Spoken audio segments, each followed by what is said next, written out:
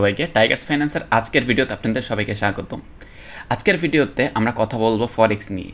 এই ভিডিওতে আমি একটা বেসিক থেকে মোটামুটি একটা ইন্টারমিডিয়েট লেভেলের কিছু কনসেপ্ট আপনাদের সাথে শেয়ার করব, যারা ফরেক্স স্টার্ট করতেছেন বা ইন জেনারেল যে ফরেক্স যে টার্মটা আছে, not only trading but in general যে টার্ম আছে সেগুলো যাতে সম্পর্কে যাতে আপনারা ভালো ধারণা পান। তো চলেন ভিডিও শুরু করি। সো যেমনটা ভিডিওর প্রথমে বলতেছিলাম, আজকে আমরা শিখবো হোয়াট ইজ ফরেক্স।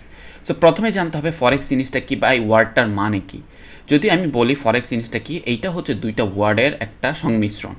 সো ফরেক্স দিয়ে বোঝায় ফরেন এক্সচেঞ্জ, যেমনটা স্ক্রিনে দেখতে পারতেছেন। ফরেন এক্সচেঞ্জ ওয়ার্ডটার ফর এবং এক্সচেঞ্জের এক্স থেকে দুটো মিলে হচ্ছে ফরেন এক্সচেঞ্জ হয়। সো ফরেন এক্সচেঞ্জ কথাটার মানে হচ্ছে বৈদেশিক মুদ্রার আদান প্রদান। তো এখন যদি যখন আমরা বিভিন্ন সময় আমরা বিদেশে যাই বা অন্যান্য দেশে যাই, অবভিয়াসলি আপনি যদি এখন ইন্ডিয়াতে থাকেন বা বাংলাদেশে থাকেন, ইন্ডিয়ান রুপি বা বাংলাদেশি রুপি আপনি যখন আমেরিকাতে যাবেন, অবভিয়াসলি সেটা সেখানে কাজ করবে না, রাইট? প্রতিটা দেশেরই একটা নির্দিষ্ট কারেন্সি আছে। তো আপনি যখন এক দেশ থেকে আরেক দেশে ট্রাভেল করতেছেন, তখন যে আপনি কারেন্সির একটা আদান প্রদান করতেছেন, ইন জেনারেল এটা কি বলা হয়? Forex trading.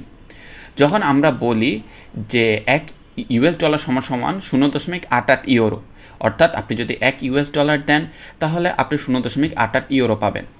অথবা আমরা যখন বলি যে যখন বাইরে থেকে কেউ টাকা পাঠায়, রেমিটেন্স পাঠায়, সাপোজ যে কেউ বিদেশে আছে, ইউরোপে আছে, সে যখন €1 বাংলাদেশে পাঠাবে এবং এটা যখন বাংলাদেশি রিজার্ভে ঢুকবে, তখন কিন্তু €1 সমান সমান 138 টাকা পাচ্ছে। সো দেখেন, প্রতিটা কারেন্সিরই কিন্তু ভ্যালু সেম না। প্রতিটা দেশেরই হচ্ছে নির্দিষ্ট কারেন্সি আছে এবং কারেন্সিগুলো একটা ভ্যালু আছে। সো এগুলো যখন এক্সচেঞ্জের ভিতর দিয়ে আসে, সেটাকে আমরা বলি ফরেক্স ট্রেডিং অথবা ফরেন এক্সচেঞ্জ, রাইট? এখন হচ্ছে আপনি ধরতে পারেন যে তাহলে এটা দিয়ে কীভাবে হচ্ছে মানুষ প্রফিট করে বা হচ্ছে ফরেক্স জিনিসটা ইন জেনারেল কী। সো আমি যদি আপনাকে একটা সিম্পল হিসাব বলি, ফর অ্যান এক্সাম্পল, আপনি হচ্ছে আমেরিকা যাবেন এবং আপনি বাংলাদেশ থেকে, আমি সাপোজ আপনি ধরে নিচ্ছি যে আপনি $1 খালি কিনে নিলেন এবং আপনি $1 কিনলেন 100 টাকা দিয়ে। এবার যখন আপনি আমেরিকায় গেলেন, আমি ধরে নিলাম হাইপোথেটিক্যালি আপনি টাকাটা খরচ করলেন না, আপনি $1 আপনার পকেটে রেখে দিলেন এবং মোটামুটি 1 বছর পরে গিয়ে আপনি হচ্ছে টাকাটা ভাঙালেন। সো আপনি যখন আবার বাংলাদেশে আসলেন আমেরিকা থেকে, আপনি এসে দেখলেন যে এখন আর $1 সমান সমান 100 টাকা নাই, এখন $1 সমান সমান 120 টাকা হয়ে গেছে। সো আপনি কিনছিলেন $1 100 টাকা দিয়ে, এখন যখন আপনি আবার এক্সচেঞ্জে গিয়ে ভাঙাচ্ছেন, সেটা 120 টাকা হয়ে গেছে। সো টেকনিক্যালি আপনি কিছু না করে জাস্ট হচ্ছে একটা $1 আপনার পকেটে হোল্ড করে আপনি মোটামুটি 20 টাকার একটা প্রফিট করলেন। এবং এটা হাইন্ডসাইডও হতে পারে, উল্টা সাইডটাও হতে পারে। সাপোজ আপনি 100 টাকা দিয়ে একটা হচ্ছে $1 কিনলেন, বাট হচ্ছে কিছুদিন পরে যখন আপনি আবার আসলেন, দেখলেন যে জিনিসটা 99 টাকা হয়ে গেছে বা 90 টাকা হয়ে গেছে। তখন কিন্তু আপনি কিনেছিলেন 100 টাকায়, কিন্তু আপনাকে এখন বেচতে হইতেছে 90 টাকায়। সো এখানে আপনার 10 টাকা লস হচ্ছে। আচ্ছা, এখন আমরা একটা কনসেপ্ট নিয়ে কথা বলবো, সেটা হচ্ছে যে এই জিনিসগুলো কাজ করে কীভাবে, বা হচ্ছে ফরেক্সে বেস কারেন্সি কাকে বলে, কোড কারেন্সি কাকে বলে। আপনি অনেক সময় গেলে হচ্ছে এক্সচেঞ্জের লিস্টে গেলে দেখবেন যে লেখা আছে বেস কারেন্সি, কোড কারেন্সি। বা আপনারা যারা হচ্ছে অনেকে দেখি ফরেক্স ট্রেডিং করেছে, ফরেক্সে একটা টার্ম থাকে যে বেস কারেন্সি এবং code currency. So base currency আমি যদি বলি, আমরা যখন বলি USD টু BDT, রাইট? তো প্রথম যে কারেন্সিটা থাকে সেটাকে বলা হয় বেস কারেন্সি, পরে যে কারেন্সিটা থাকে সেটাকে বলা হয় কোড কারেন্সি। বেস কারেন্সি মানে হচ্ছে যে কারেন্সিটা হচ্ছে মেইন টার্ম বা যেটা আপনি বাই বা সেল করতেছেন, রাইট? আর কোড কারেন্সি হচ্ছে যেটার বিনিময়ে আপনি বাই বা সেল করতেছেন। সো আমরা যখন বলি যে $1 সমান সমান 120 টাকা, এর মানে হচ্ছে আমি যদি এক বেস কারেন্সি $1 দেই, তাহলে আমি কোড কারেন্সি অর্থাৎ বাংলাদেশি টাকা 120 টাকা পাবো। আবার যখন এটা সেল সাইডে আমরা যাব, সাপোজ আমি যখন সেল করতে যাইতেছি, তখন এখন আমার কাছে কি আছে? BDT। সো আমি কি সেল করতে পারবো? BDT সেল করতে পারবো। সো এই ক্ষেত্রে BDT আবার কি হয়ে গেল? বেস কারেন্সি হয়ে গেল এবং USD হয়ে গেল কি? Code currency. এখন আমার কাছে যদি 1 টাকা থাকে, সেটার বিনিময়ে আমি কত USD পাবো? 0.0082 USD। সো এটা হচ্ছে বেস কারেন্সি এবং কোড কারেন্সির হচ্ছে মধ্যে তফাৎ। তো আবার যদি রিপিট করি, বেস কারেন্সি হচ্ছে প্রথম কারেন্সিটাকে বলা হয় বেস কারেন্সি এবং যে সেকেন্ড কারেন্সিটাকে আছে সেটাকে বলা হয় কোড কারেন্সি। বাই বা সেল যেটাই হইতেছে সেটা হচ্ছে বেস কারেন্সির হইতেছে এবং যেটার বিনিময় হইতেছে সেটাকে বলা হয় কোড কারেন্সি। এখন আমি যদি বলা হয় যে ফরেক্স ট্রেডিং কখন চলে, এখন কিছুক্ষণ পরে আমি ফরেক্সের কিছু হচ্ছে মেইন ইনসাইটস আপনাদের সাথে শেয়ার করবো, বাট ইন জেনারেল যদি বলি তাহলে মোটামুটি সপ্তাহে 5 দিন 7 না হচ্ছে স্যাটারডে এবং সানডে হচ্ছে মার্কেট অফ থাকে।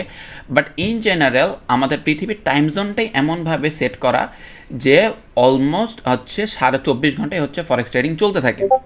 আপনি যদি দেখেন স্টক ট্রেডিং কিন্তু একটা নির্দিষ্ট আওয়ার পর্যন্ত চলে। ধরে নেন আপনি যদি বোম্বে স্টক এক্সচেঞ্জ ধরেন, ঢাকা স্টক এক্সচেঞ্জ ধরেন, এগুলো কিন্তু 9টা থেকে 5টা পর্যন্ত মোটামুটি, বা 9টা থেকে 3টা পর্যন্ত, 9টা থেকে 3টা পর্যন্ত চলে, রাইট? সো এই মোটামুটি কয় ঘন্টা, 9টা, 10টা, 11টা, 12টা, 1টা, 2টা, 3টা, প্রায় 5-6 ঘন্টার মতো হচ্ছে একটা ট্রেডিং সেশন চলে, বাকি টাইম কিন্তু অফ থাকে। এই জন্য আপনি দেখবেন যে হচ্ছে স্টক মার্কেট অনেক সময় কী হয়, একটা প্রাইসে হচ্ছে মার্কেট ক্লোজ হয়, বাট পরের দিন গ্যাপ আপ বা গ্যাপ ডাউন দিয়ে হচ্ছে ওপেন হয়।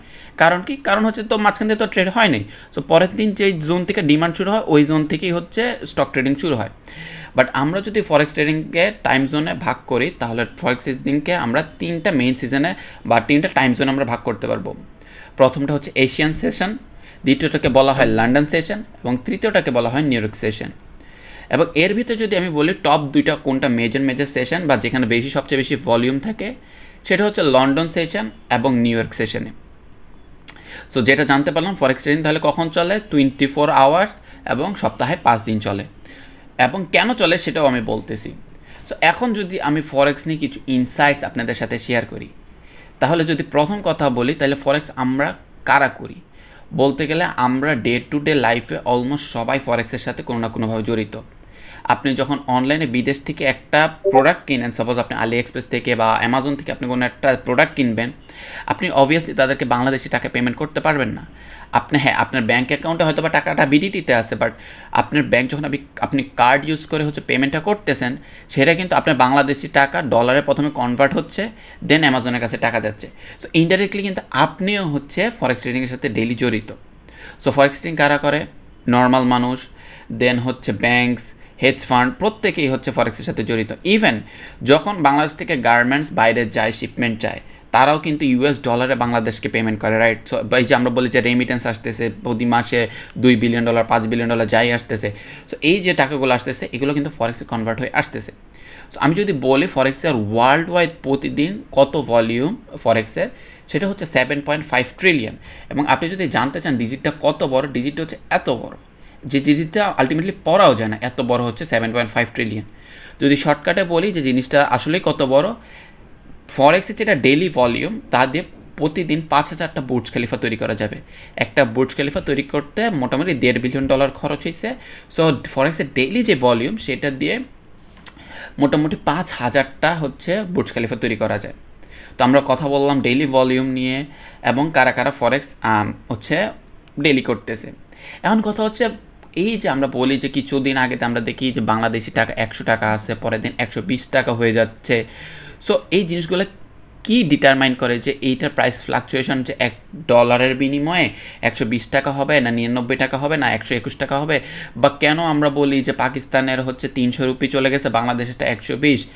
সো এই জিনিসগুলো যে আপনার হচ্ছে কারেন্সির যে প্রাইসটা ডিসাইড করে সেগুলো অনেকগুলো ফ্যাক্টরের উপরে ডিপেন্ড করে, যেগুলো আমরা মোটামুটি থার্ড ভিডিওতে হয়তো বা আলোচনা করবো। তো এই ভিডিওতে যদি একদম বেসিক ধারণা দিই যে কী তাহলে প্রাইসটাকে ড্রাইভ করে, এক কথায় হচ্ছে সাপ্লাই ডিমান্ড। সো আজকের দিনে ইউএস ডলারের এত ভ্যালু কেন? কারণ ইউএস ডলারের অনেক ডিমান্ড আছে, রাইট? সো এখন যদি এমন হয় যে বাংলাদেশ হচ্ছে ইম্পোর্ট বেশি করতেছে, রাইট? বাংলাদেশ যদি ইম্পোর্ট বেশি করে তার মানে কি বাংলাদেশে ইউএস ডলার বেশি লাগবে।